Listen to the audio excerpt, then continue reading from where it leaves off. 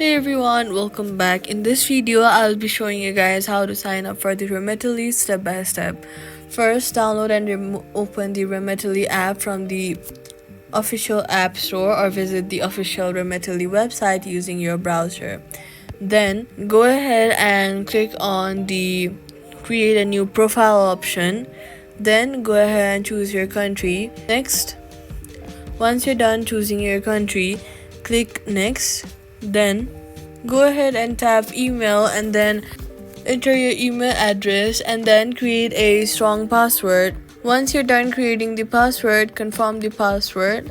Then click sign up. Next, go ahead and select your account type. Then click create an account. Now if you want, you could enable Face ID, or if you do not want to do so, you can skip it.